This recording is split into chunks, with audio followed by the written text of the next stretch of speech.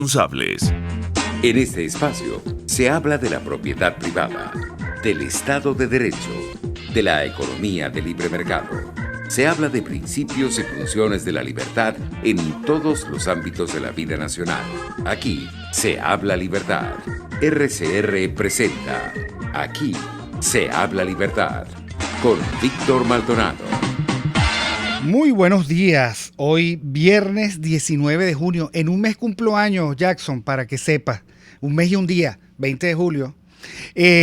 Bueno, gracias a todos los que están conectados con nosotros, 456 espectadores conectados en este momento a través del canal de RCR 750 de YouTube, pero hay que sumarles los que están conectados por Twitter y Periscope, @RCR 750, los que se conectan por TuneIn, los que van por la vía de rcr.tv. Gracias a todos. Hoy es el día que se dedica al Sagrado Corazón de Jesús, una devoción muy linda. El sacerdote Luis Alfonso Schockel, que es uno de los traductores en castellano de la Biblia, dice al respecto: Jesús invita a todos los abatidos, a las personas agobiadas por los mecanismos de exclusión social y religiosa, y les propone llevar otro yugo, otra carga, el yugo de la libertad, que exige al mismo tiempo humildad y mansedumbre, es decir, honestidad personal, capacidad de diálogo y tolerancia.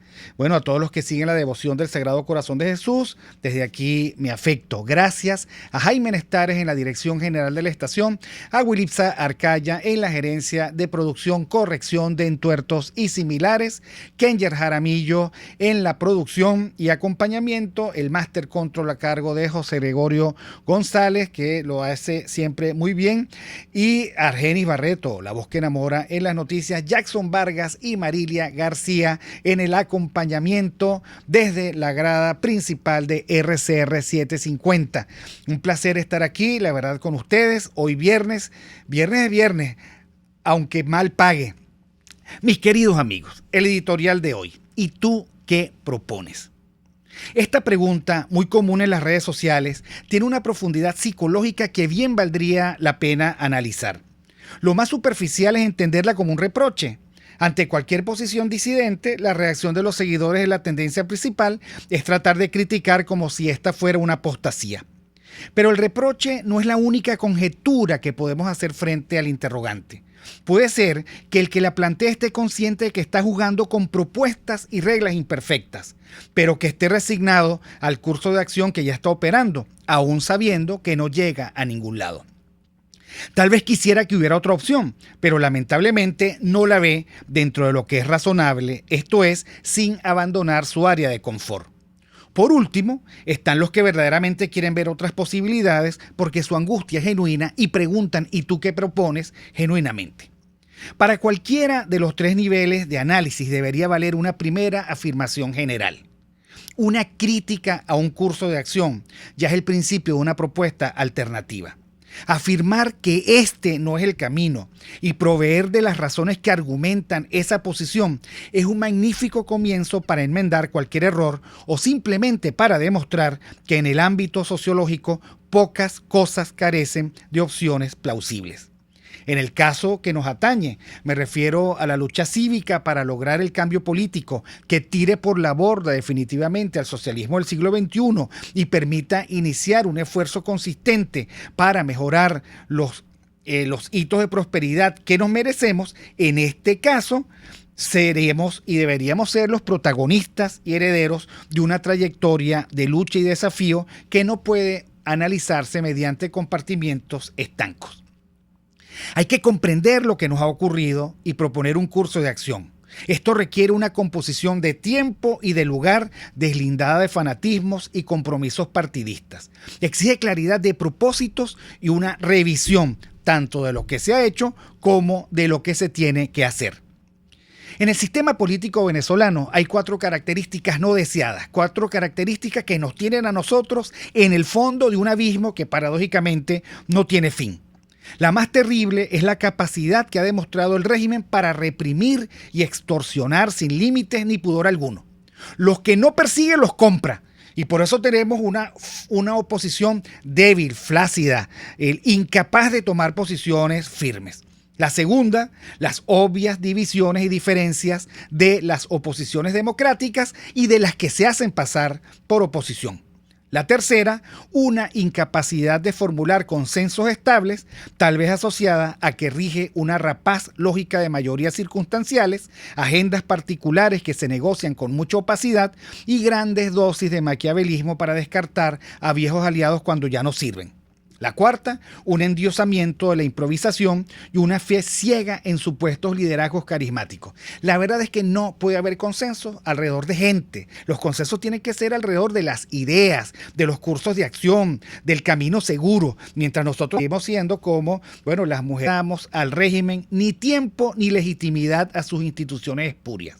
Y que asumamos de una buena fe que se ha perfeccionado a nuestro pesar un régimen totalitario cuya esencia es precisamente que no quiere y que no va a compartir espacios de poder. Que ese perfeccionamiento totalitario que llamamos el socialismo del siglo XXI tiene agenda y actores. Y por último, asumir de una buena vez lo que somos, una mayoría determinante del país victimizada por el régimen, que no necesita demostrar una y otra vez lo que desde hace mucho tiempo es una mayoría victimizada por el totalitarismo comunista que desde hace más de 20 años se está implantando en Venezuela. Una mayoría que no puede jugar a las reglas del juego democrático porque no existen condiciones democráticas. Lo que existe es un régimen violento que usa la fuerza pura y dura tanto como el fraude y el engaño. Entonces, ¿qué se propone? ¿Qué propones? 1. Asumir que los venezolanos viven la inminencia de su propio colapso, que no tienen tiempo que perder. Porque no tienen tiempo que perder, algunos se fueron del país y eso aceleró, por supuesto, la fuga de talento que hace mella en la capacidad de las empresas y que disuelve a las familias. Y los que no pueden irse del país están indignados y expectantes porque saben que se juegan la vida y las vidas de sus afectos. Porque saben que en este país el riesgo es doble de cualquier cosa. Aquí, si te pega un cáncer, tienes doble posibilidad de morirte que en cualquier otro país. Aquí es más fácil enfermarse, aquí es más fácil deprimirse, aquí es más fácil angustiarse, aquí es más fácil arruinarse, aquí es más fácil el terminar, digamos, con la vida sin necesidad. Aquí es más fácil la desgracia, la ruina social. Y por lo tanto, todos estamos entre la espada y la pared, sabiendo que o corremos o nos encaramamos. Segundo, hay que asumir que es necesaria otra coalición diferente al unanimismo impracticable que hasta ahora hemos tenido.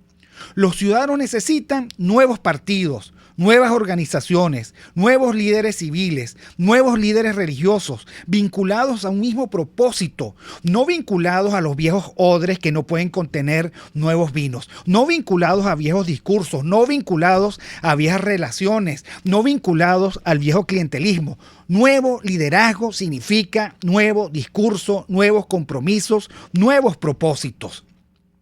Necesitamos una nueva influencia moral que se fundamente en un liderazgo benevolente, justo, recto, transparente, confiable y hábil estratégicamente, sin agendas ocultas, sin intereses subalternos, capaz de mantener el curso y con destreza estratégica para anticiparse a la jugada del adversario.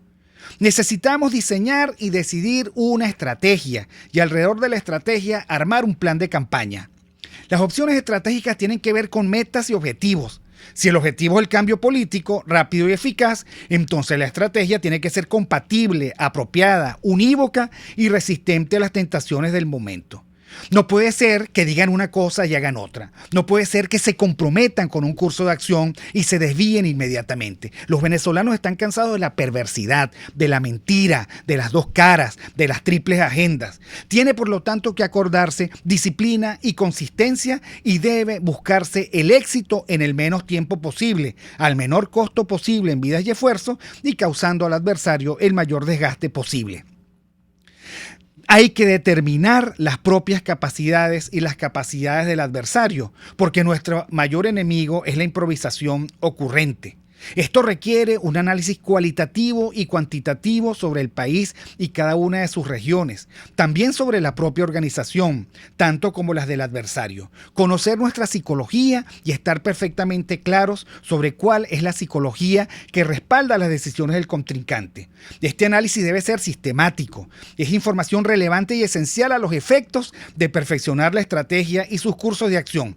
Y es confidencial. Hay que recordar la recomendación de Sun Tzu en El arte de la guerra. Conoce a tu adversario, conócete a ti mismo, conoce el terreno, conoce el clima y tu victoria será irrevocable. 5. No cazar güiro ni pescueciar falsas oportunidades. Es cuestión de disciplina el concentrar los esfuerzos en donde den más resultados, en relación con la meta formulada y aplicando la estrategia acordada. Entender que las aproximaciones actuales tienen contexto y relevancia dentro de un continuo histórico. Aceptar que no puede haber campaña sin recursos y que estos recursos hay que recaudarlos. Pero sobre todo asumir que la causa es Venezuela. No son los partidos políticos y sus intereses los que deben primar. Por eso, ante cada iniciativa del régimen hay que preguntarse, ¿esto mejora, facilita, nos acerca a la causa? ¿O por el contrario, debilita, divide, reduce posibilidades y nos aleja de la causa? 6. Diseñar una estrategia comunicacional eficaz, con voceros eficaces, con guiones debidamente preparados, con una puesta en escena apropiada. Porque la política ha perdido su liturgia, ha perdido su prestancia por la improvisación, por la piratería, por la forma como se dicen las cosas o como se dejan de decir. El medio y el vocero son parte de lo que se quiere comunicar. Hay que evitar el pescueceo, hay que atenerse al guión. 7. Definir, articular y activar las bases sociales de una nueva coalición. Hay que determinar con qué base social se cuenta. Mi recomendación es apelar al ciudadano, al venezolano, al 90% que no tiene ni quiere y está desafectado de la política en este momento.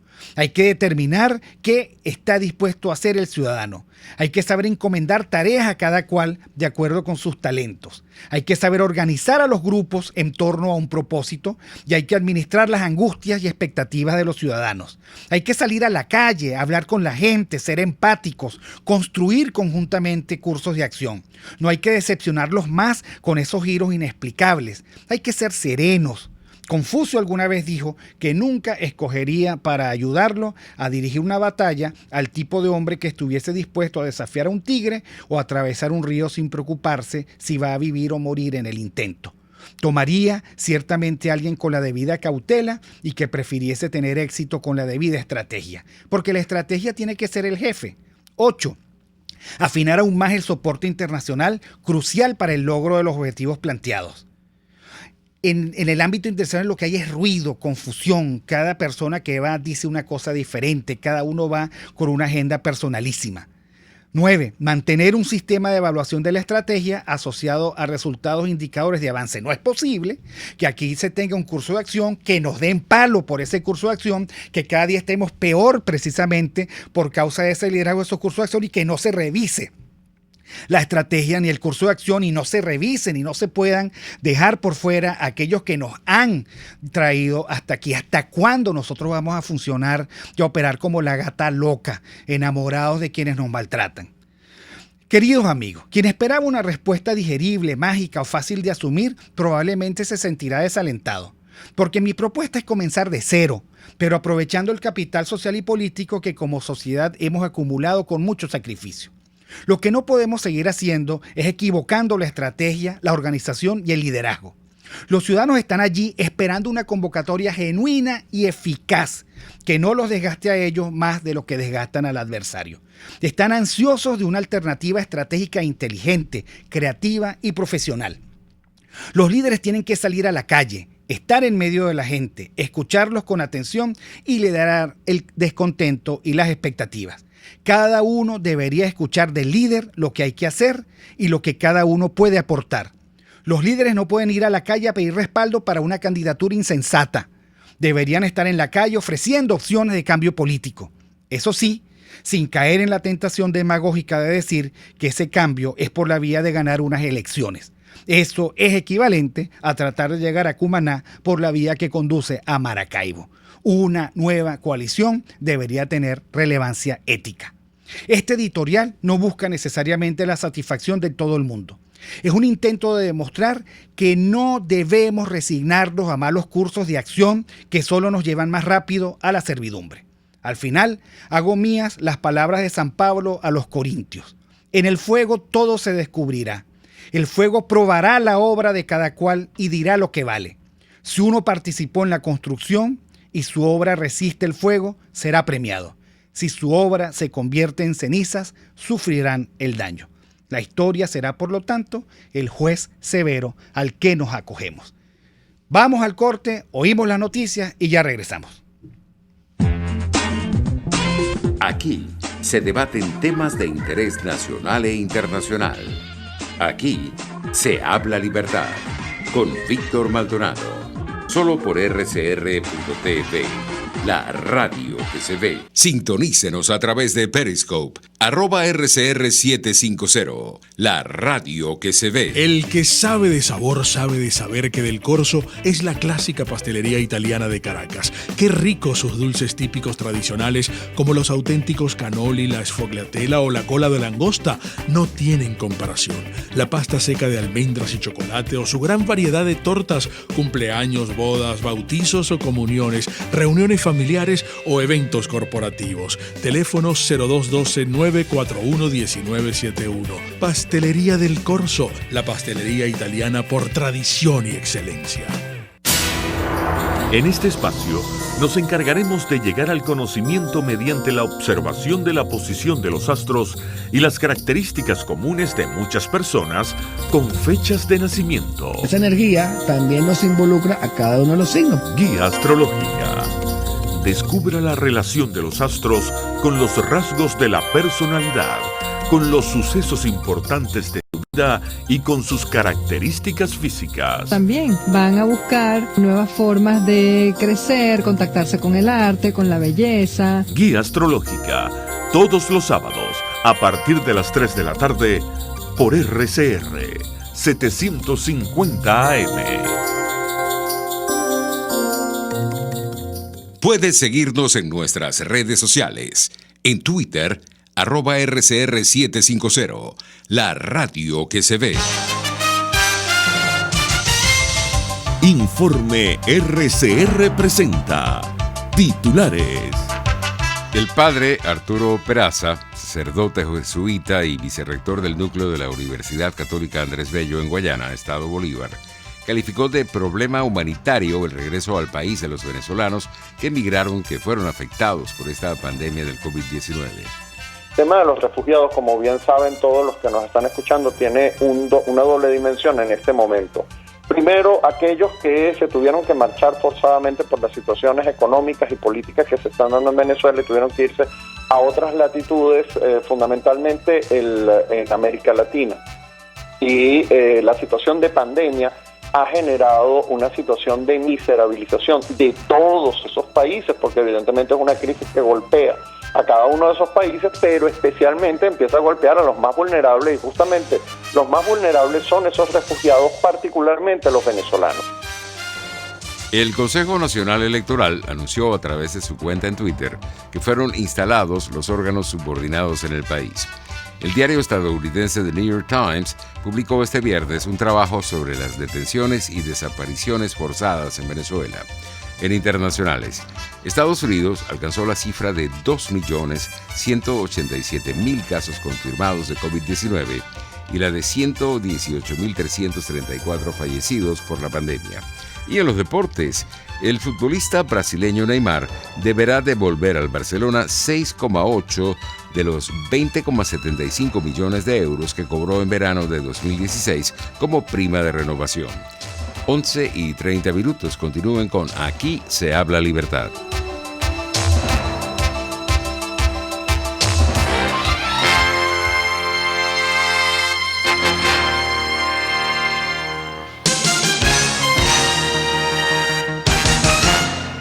Serovka es una empresa que cuenta con un equipo de físicos, médicos, ingenieros, arquitectos y técnicos que brindan protección y seguridad radiológica a todas las clínicas. Serovka también ofrece capacitación al personal médico, técnico y de enfermería, así como la divulgación científica a pacientes sobre radioterapia, medicina nuclear y radiodiagnóstico. www.serovka.com y en las redes @Serovka. Serovka, empresa líder en protección radiológica con cobertura en toda Venezuela, América Latina y el Caribe.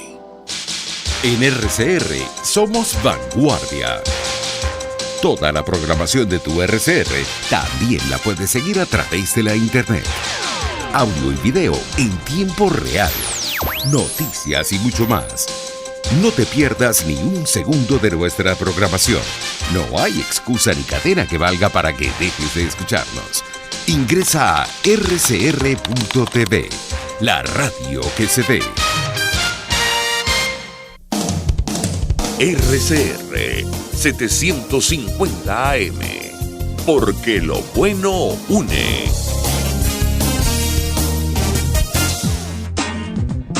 Ideas para alcanzar un país con libertad económica, democracia política y seguridad jurídica.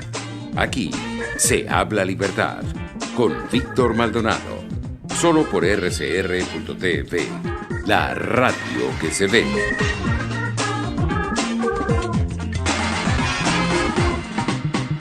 Bueno, nosotros seguimos hoy día de la devoción al Sagrado Corazón de Jesús. Está con nosotros el contertulio de los viernes, Hugo Bravo, y estamos esperando el contacto con el profesor Daniel Abud. Hugo, ¿cómo estás? Hola Víctor, buenas tardes, ¿cómo estás? Gusto saludarte. Bueno, buenas tardes, todavía no, aquí en Venezuela no, allá donde tú estás probablemente sea buenas tardes, pero aquí todavía es buenos días, mi querido Hugo. Aquí todo es más lento, aquí todavía la mañana dura. Voy muy rápido. Ah, vas muy rápido, ¿Será que tienes otro programa los viernes? ¿Ah? Me estás montando cacho. Mira, Hugo. Voy embalado.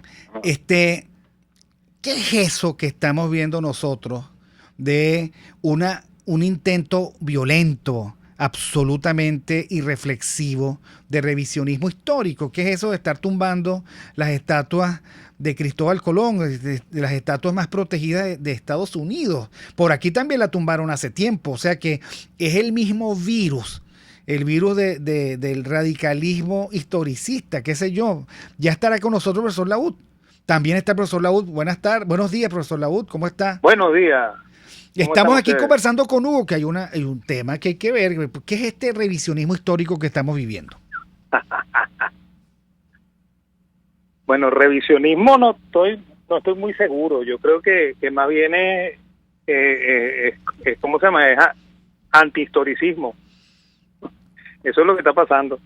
Pero bueno,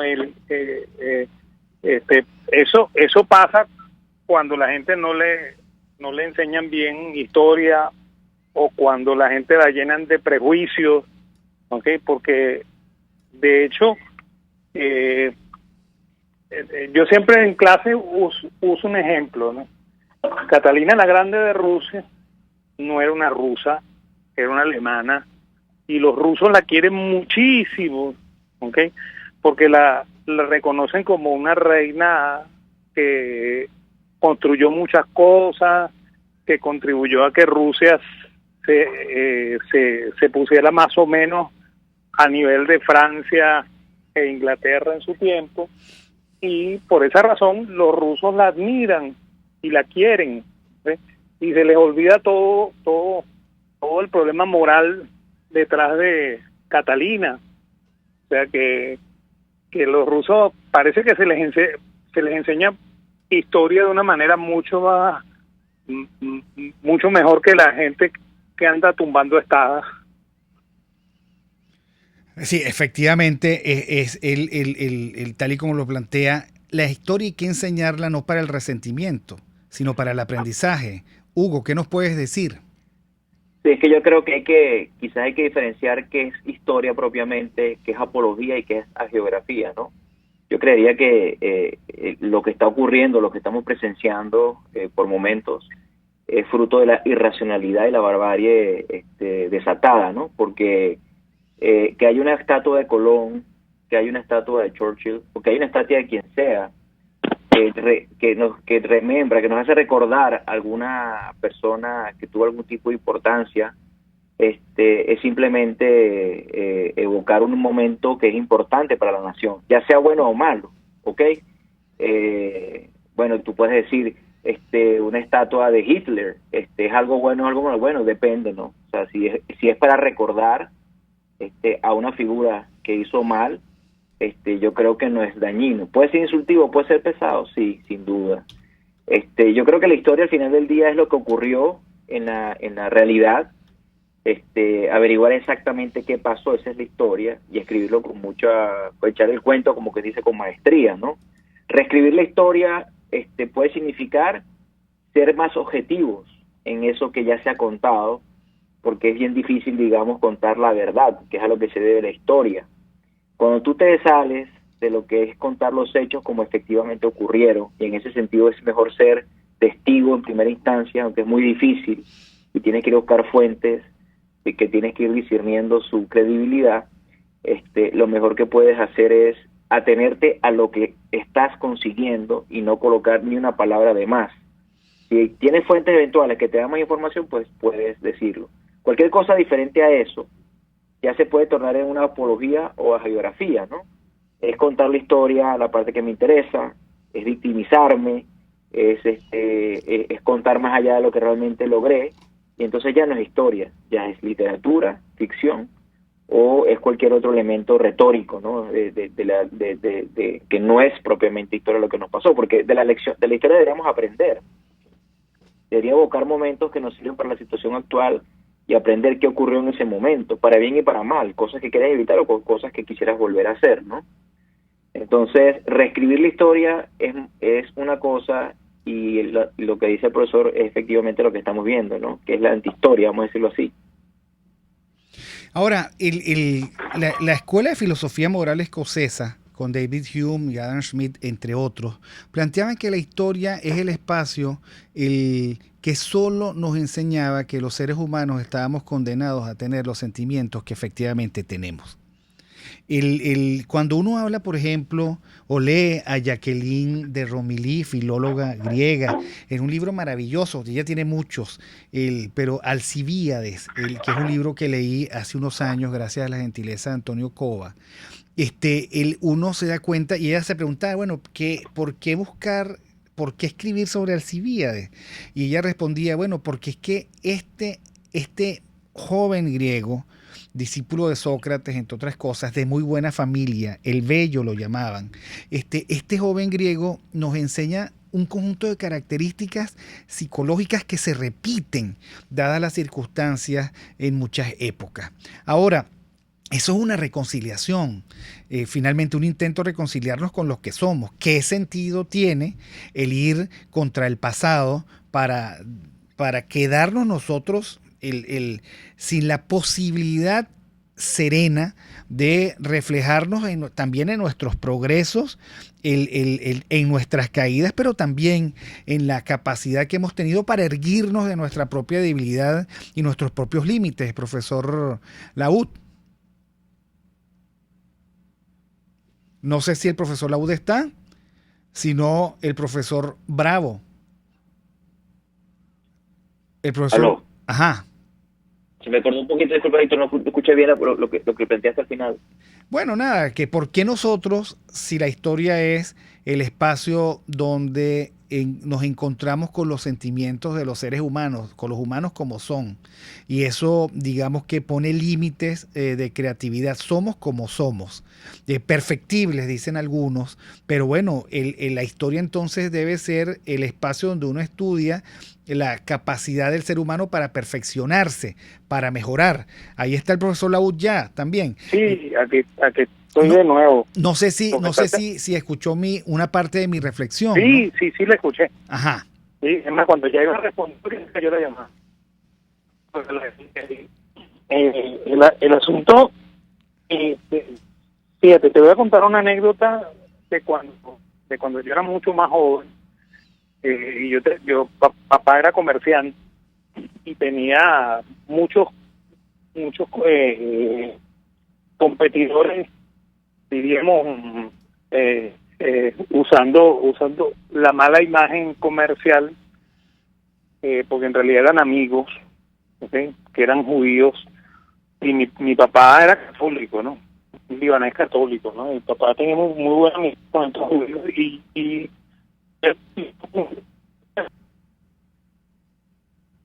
Vamos a llamar de nuevo al profesor Laúd porque no se está oyendo bien. Hugo, ¿qué ibas a decir?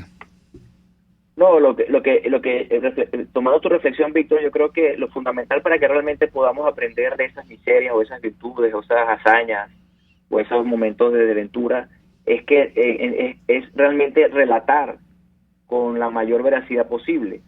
O sea, la historia, para que sea historia, no se permite nada diferente a lo que es la realidad, a lo que ocurrió, y se debe a ello, ¿no? Los griegos, los romanos utilizaban la historia para rescatar la enseñanza moral, tal cual como tú estabas reflexionando. Los griegos aparentemente le daban más para rescatar todo el tema político, lo que ha ocurrido, pero claramente se quería aprender de lo que el hombre, de esa biografía de la humanidad, ya había vivido, ¿no? Para bien y para mal. La historia sirve para evocar en momentos de crisis las hazañas que un pueblo o una ciudadanía fue capaz de hacer. Sirve también para que uno, desde el punto de vista personal, como bien dices, pueda aprender qué evitar, qué buscar. Hay historias que son muy inspiradoras de personas emprendedoras, ¿no? De empresarios, o de próceres civiles o próceres militares o próceres políticos, ¿no? Ver todas las vicisitudes bajo las cuales tuvieron que actuar, todos los contravientos que tuvieron que sortear, y con todo eso lograr resultados en función a los fines que se habían planteado, ¿no? Y eso es muy aleccionador y es muy importante, siempre y cuando esté abocado a la realidad de las cosas, ¿no? Insisto, porque si no, entonces es una novela, es una historia que puede ser muy interesante, que podrá plantear una perspectiva muy buena, pero no es la historia. La historia es la realidad de lo vivido, ¿no? Por la humanidad, por las personas, los ámbitos en los cuales se quiera contar. Profesor Laúd. Creo que sí, aquí estoy yo. Ajá. No, bueno, primero, yo estaba contando una anécdota sobre lo de mi papá y los judíos y no sé qué. Bueno, entonces resulta que uno de estos judíos había tenido que huir de Alemania por Rusia, ¿okay?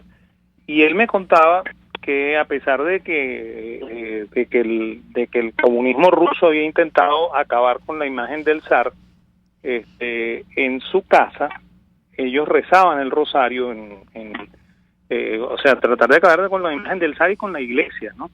En la casa donde él se refugió, esta gente tenía un altar y rezaba el rosario todas las noches, ¿no?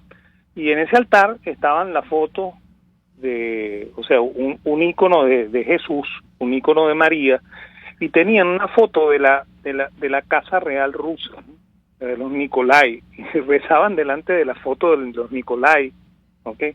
Y esto ocurría en la Rusia soviética, ¿no? Entonces, eso te dice a ti que a veces la gente trata de destruir la historia, que es lo que hacen quienes tratan de tumbar estas estatuas, pero no lo consiguen, pues, ¿okay? O sea, quien trata de destruir las estatuas está tratando de construir una nueva historia sobre un pasado inexistente, ¿okay? Lo cual es un absurdo, pero un absurdo de marca mayor.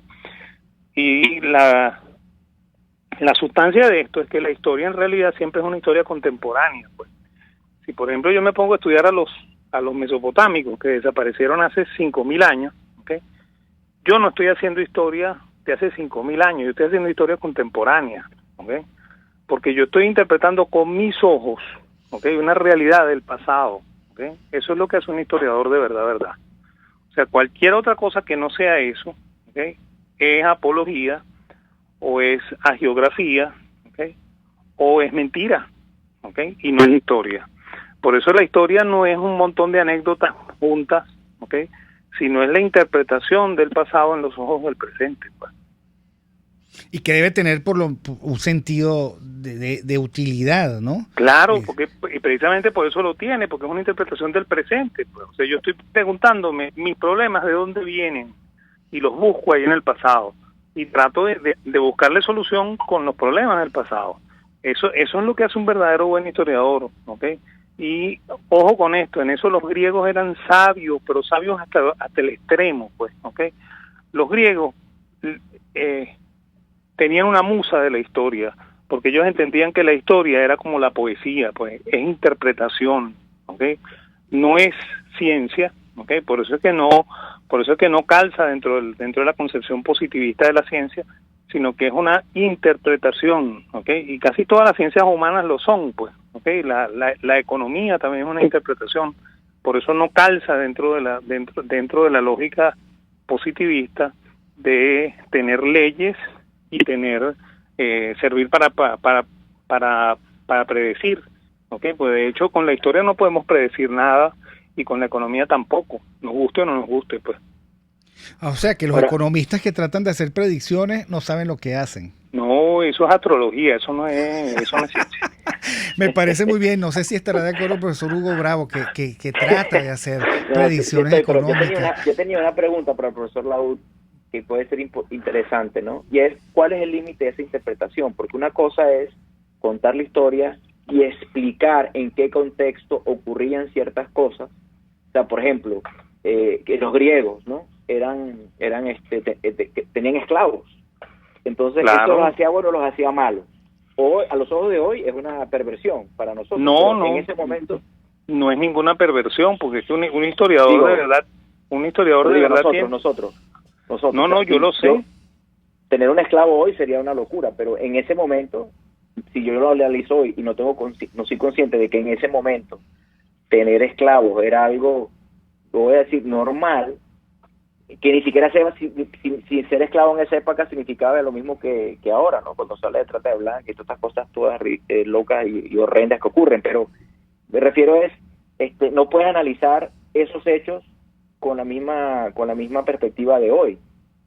Y entonces eso es malo de suyo. Esa es la parte, ¿cuáles son los límites de esa interpretación? Bueno, fíjate. Porque entonces se habla de la hermenéutica, ¿no? Entonces el análisis de los textos, o sea, ¿cuáles son los límites? Esa sería la pregunta. Bueno, no, el límite es muy sencillo. Primero que yo no puedo inventar, ¿okay? Cosas que no existen, ¿okay? Pero cuando yo interpreto el pasado, yo tengo que ubicarme en la realidad del pasado y tratar de entender que esa gente consideraban eso normal, ¿okay? Y no puedo traer los prejuicios míos del presente hacia el pasado y tratar de juzgarlos a ellos en función de los valores del presente, porque los valores del presente para ellos no existen, ¿okay? Eso sí, yo lo traigo al presente y trato de reconstruirlo, ¿okay? Por ejemplo, un esclavo griego no es lo mismo que un esclavo en el sur de los Estados Unidos en el siglo XIX, pues. Son dos cosas completamente distintas. La palabra que se usa es esclavo, pero en realidad es un trabajador, pues, ¿okay? El trabajador que trabajaba para el pater familiae, en este caso para el ciudadano en el mundo griego, ¿no? En el mundo romano va a ser el pater familiae, pues, ¿okay? Pero es un trabajador, pues, ¿okay? O sea, en aquella época no había obreros ni había empleados, sino que había esclavos, pues. Entonces, cuando uno trabajaba para alguien, uno era esclavo, ¿okay? Esa era la expresión, ¿okay? Y eso limitaba ciertos derechos. Por ejemplo, un esclavo no podía ser ciudadano, ¿okay? Porque estaba viviendo de su trabajo, pero quien le daba el trabajo sí era ciudadano, ¿okay? Entonces, yo no puedo traer esos valores al presente porque eso es imposible, pues, pero tengo que explicarlo, ¿no? ¿Okay? Y eso es lo que hace un buen historiador. Entonces, cuando un historiador mezcla el pasado con el presente y hace un montón de anacronismos, eso no es historia, ¿okay? Y perdió los límites. Por eso es que cuando la buena interpretación de la historia tiene el límite en la mentira, pues cuando yo empiezo a manipular con los datos y empiezo a decir cosas que no son verdad ni en el pasado ni en el presente, ¿okay? Entonces yo estoy siendo un mal historiador, yo no estoy haciendo historia, ¿okay? Eso es lo que hay que entender, pues. Por eso es que uno no puede decir esto es malo, esto es bueno, esto es malo. No, esa es la realidad de su momento, pues. Fíjate, aquí en Venezuela hay una estatua que también representa mucho esto se le llama normalmente Avenida Guzmán Blanco, ¿no? Y tiene curiosamente una estatua de un humano al inicio, ¿no? Bueno, al inicio no, en la parte final, si uno va de desde La Vega para la Roca Tarpeya, o en la parte inicial si uno viene de la Roca Tarpeya para La Vega, ¿no? Y esa estatua no es la estatua de Guzmán Blanco, pues esa estatua es del viejo Guzmán, de Antonio Leocadio, ¿no? Y esa es la estatua que estaba en la Plaza del Venezolano, en el centro, ¿okay? Es más, se llamaba así, la estatua del Venezolano. Y todo el mundo dice que ese es Guzmán Blanco, clara como es la realidad, le dicen Avenida Guzmán Blanco, ¿okay? Y ponen esa estatua ahí que lo que querían era quitarla de la Plaza del Venezolano, ¿okay? Y es también un absurdo, pues, porque Antonio Leocadio Guzmán era el venezolano, ¿okay? Es más, él es el que representa el gentilicio nuestro, nos guste o no nos guste, haya inmoral para algunas personas o haya sido el papá de Guzmán, a quien todo el mundo lo critica por ladrón, ¿okay? Eso es parte de nuestra historia, ¿okay? Nosotros no podemos renegar de ella y ofenderlo de una manera despectiva, pues, ¿okay? Ahora, estas conversaciones que son tan ricas con ustedes dos, sería como derrubar las estatuas de Bolívar, porque Bolívar tuvo esclavos, ¿no? Ahora, ¿qué papel tuvo el esclavo venezolano en el siglo XIX? Bueno, fíjate, en el siglo XIX ya casi no había esclavos, ¿okay? O sea, los esclavos fundamentalmente son del siglo XVIII en Venezuela, ¿no? En el siglo XVIII se compraron muchos esclavos para trabajar en las haciendas de cacao, totalmente, porque hacía falta mucha mano de obra, ¿no? Ya para el XIX ocurren dos fenómenos, ¿no? Hay un evento que no se ha comentado mucho en la historia, y eso forma parte de lo que decimos aquí, reconstruir la historia, ¿no? El primero que hace un decreto de liberación de esclavos es Miranda, porque cuando comienza la guerra en 1812, él hace un decreto en el cual él dice que si un esclavo sirve para el ejército venezolano durante 2 años, ¿okay? Al final de estos 2 años se le da la libertad, ¿okay? Entonces ese fue el primer decreto de liberación de esclavos, lo hizo Francisco de Miranda, ¿okay? Después de eso hubo varios decretos, no hubo uno del Libertador, ¿okay? Y eso no se cumplió efectivamente, ¿okay? Sino hasta que Monagas decretó la liberación de los esclavos y el pago a los dueños de los esclavos, pues, ¿okay? Porque el esclavo era parte del patrimonio del dueño del esclavo, ¿no? Entonces se le tenía que resarcir, ¿okay? Bueno, había gente que vivía como esclavos bastante bien, porque sus amos eran gente muy buena, entre comillas, ¿okay? Y esclavos también que vivían muy mal, porque sus esclavistas eran gente muy mala, ¿no? ¿Okay? De hecho hay una anécdota con la hermana del Libertador, en la cual la hermana del Libertador en el periodo en el cual todavía Páez, presidente de la República antes de Monagas, le dio una paliza a una de las esclavas que la dejó casi muerta, ¿no? Y a ella la llevaron a juicio por haberle dado esta paliza a la esclava, y en el juicio no le hicieron nada a la señora Bolívar, ¿no? ¿Okay? Lo cual te dice que en ese caso la pasó muy mal, ¿no? ¿Okay? Hay otros esclavos que por el contrario la pasaron bastante bien, pues, porque sus amos no eran malas personas, ¿okay? Pero ya para el siglo XIX no había casi, pues, ¿okay? O sea, fundamentalmente tanto el ejército que llaman Libertador como el ejército que llaman español, que no eran de ninguna forma español y Libertador, sino que eran venezolanos de ambos bandos, unos venezolanos que estaban con el rey y unos venezolanos que estaban contra el rey, pusieron a los esclavos en la primera fila, pues, y esa es la razón por la cual casi todos los esclavos en el siglo XIX desaparecieron, pues, porque en la primera fila es donde primero te matan, ¿no? ¿Okay? Entonces, buena parte de los esclavos desapareció en el siglo XIX, producto de las guerras de independencia, pues. O sea que hay que hacerles una estatua a ellos, precisamente. Sí, bueno, mire, y la expresión negro primero no es porque al negrito le gustaba estar de primero, al negrito le tocaba estar de primero, ¿okay? Y no tenía otro remedio, pues. Es más, hay una anécdota en la cual cuentan que Pedro Carreño, Pedro Carranza, ¿okay?, dice que su amigo del alma se había muerto pues en una de las batallas y él estaba tratando de sobrevivir para él terminar libre, ¿no? Porque la condición era esa, pues si tú sobrevivías después de servir, te dejaban libre. Y bueno, él muere en la batalla de Carabobo, pues. Claro. Y claro. Casi todos los negritos les tocó eso, pues, Así es. lamentablemente. Bueno, pero tenemos que seguir escudriñando el siglo XIX, porque me quedan muchas preguntas en el bolsillo. Queda un minuto. ¿Algo que decir? Sí, yo creo que lo importante, por ejemplo, el tema de la esclavitud, que es un tema tan delicado, ¿no?, para mucha gente y se ofende, es que también es contar la historia completa de la esclavitud, ¿no? Porque el prototipo del esclavizador pareciera que es el blanco que esclaviza al negro. Cuando sabemos que cuando se descubrió América y se llegó al continente, se descubrió que las grandes culturas indias, vamos a llamarlo así, los incas, aztecas y las diferentes civilizaciones de esa época eran esclavizadores también, ¿no? Eran destructores en algunos casos. Peor que los españoles. Así es. Correcto. Entonces, esa parte de historia no se cuenta y cuando la cuentas es como increíble, ¿no?, que eso haya ocurrido. Entonces, creo que es parte también de el acervo histórico, tratarlo lo más completo posible para que la gente realmente se pueda entender que es ese mundo, ¿no?, que pasamos, para tener un mayor entendimiento. Diría eso nada más. Sí, bueno, eso del buen salvaje es un mito. Bueno, muchísimas gracias, profesor Daniel Labud, profesor Hugo Bravo. El próximo viernes nos vemos de nuevo. Yo creo que tenemos que seguir explorando esta parte. Y una pregunta que me queda, pero se las dejo para que la preparen.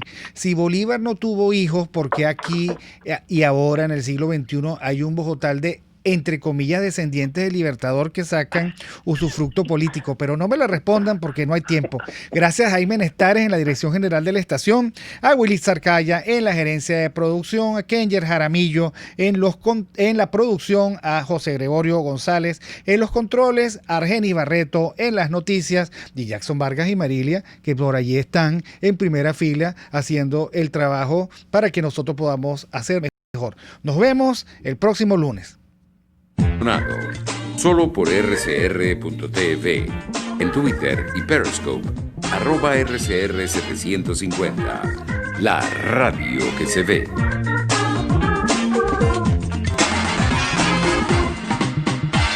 RCR 750